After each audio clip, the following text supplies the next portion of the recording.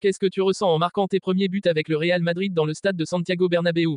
C'est un grand moment, un grand moment. J'espérais marquer dans ce stade, un stade mythique, le meilleur du monde. Mais le plus important était la victoire. Après la partie à Las Palmas, nous savions que nous devions gagner. Ce que nous faisons aujourd'hui, c'est un match difficile, toujours contre les équipes ici. Mais nous sommes du Real Madrid, à la fin nous avons gagné et avec la manière. Quelle assistance de Fede Valverde dans le premier, comment a-t-il été ce joueur? C'est l'action de Brahim Pessoa ou Rodrigo, qui a le ballon, qui passe et qui fait, je ne sais pas comment le dire, je ne sais pas comment il s'appelle, mais c'est un tapis incroyable. Je suis là, je sens la chose qui va arriver et après je mets le ballon. Quelle est la valeur du triomphe d'aujourd'hui, Kylian, face à une grande équipe comme Betis? Je pense que c'est bien, nous avons besoin de ça. Nous avons besoin de gagner contre de grandes équipes, pour la confiance, parce que nous oublions, mais nous sommes à l'aise. Nous avons besoin de la confiance, nous avons besoin d'être ensemble et de gagner, parce que les autres équipes gagnent aussi, c'est important de gagner. Comment es-tu heureux ici au Real Madrid? Comment sont-elles ces premières semaines? Très bien, très bien. Depuis que je suis venu, je le dis, je suis heureux, très heureux. Les gens m'aiment beaucoup, ils m'ont aussi marqué. 3 matchs, pour beaucoup de personnes c'est peu, mais pour moi c'est beaucoup. Les gens de l'équipe, les joueurs, les fans, ils sont toujours avec moi.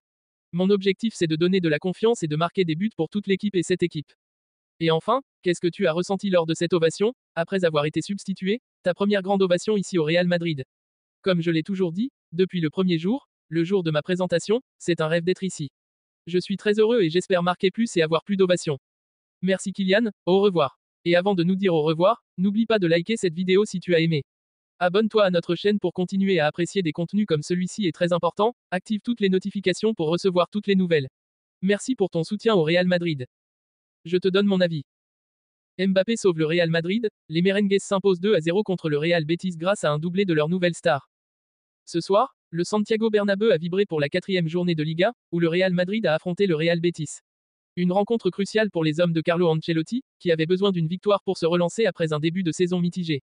Les Merengues, toujours invaincus mais souvent poussifs, devaient impérativement rassurer leurs supporters et prouver qu'ils sont bien armés pour aller chercher le titre cette saison.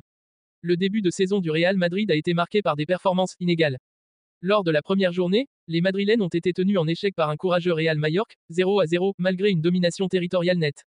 Une réaction d'orgueil a suivi lors de la deuxième journée, avec une victoire éclatante 3-0 contre la Real Sociedad, grâce à un doublé de Vinicius Junior et un but de Rodrigo. Cependant, lors de la troisième journée, un match nul à 1 contre Almeria avait ravivé les doutes. Une fois encore, l'équipe semblait manquer de fluidité, et les débuts de Kylian Mbappé sous le maillot blanc avaient déçu certains observateurs. Le Real Madrid avait donc tout à prouver face au Real Betis, une équipe toujours difficile à manœuvrer. La première mi-temps a été à l'image des précédents matchs, une possession stérile du côté des Madrilènes, et peu d'opportunités franches à se mettre sous la dent. Carlo Ancelotti, fidèle à sa stratégie, a misé sur un milieu de terrain solide avec Federico Valverde, Aurélien Tchouaméni, et Luka Modric, ce dernier continuant d'apporter son expérience malgré son âge avancé. Toutefois, c'est bien l'attaque qui peinait à se montrer efficace. Mbappé, souvent isolé, a eu du mal à trouver des espaces face à une défense du Betis bien regroupée. La situation était d'autant plus délicate que des absences notables pesaient sur l'effectif madrilène. Jude Bellingham, le milieu anglais qui avait brillé lors des premiers matchs, était absent en raison d'une blessure, tout comme David Alaba, pilier de la défense. Ces absences ont obligé Ancelotti à revoir ses plans, comptant sur la solidité de Nacho Fernandez en défense centrale et sur l'expérience de Luka Modric au milieu de terrain. Mais le discours de Carlo Ancelotti à la mi-temps semble avoir porté ses fruits. Dès le retour des vestiaires, les Madrilènes ont affiché un tout autre visage. Le pressing s'est intensifié, et les offensives se sont multipliées. Federico Valverde, véritable métronome du milieu de terrain, a commencé à dicter le jeu avec une autorité retrouvée.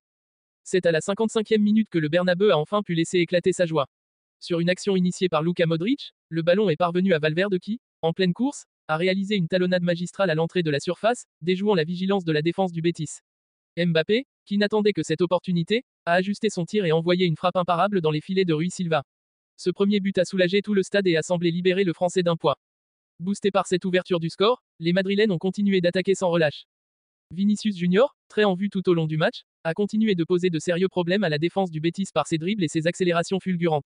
À la 70e minute, l'ailier brésilien a été déséquilibré dans la surface de réparation après avoir mystifié 2 défenseurs adverses, provoquant un pénalty indiscutable. Sans hésitation, Kylian Mbappé a pris ses responsabilités et a transformé la sentence d'un tir précis, prenant Rui Silva à contre-pied.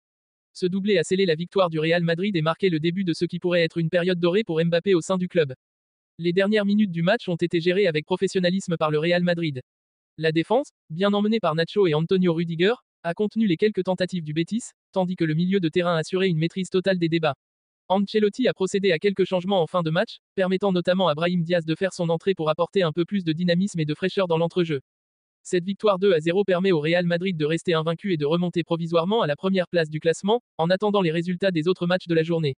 Kylian Mbappé, avec ses 2 premiers buts en Liga, a enfin débloqué son compteur et montré pourquoi le club madrilène a fait tant d'efforts pour l'attirer cet été.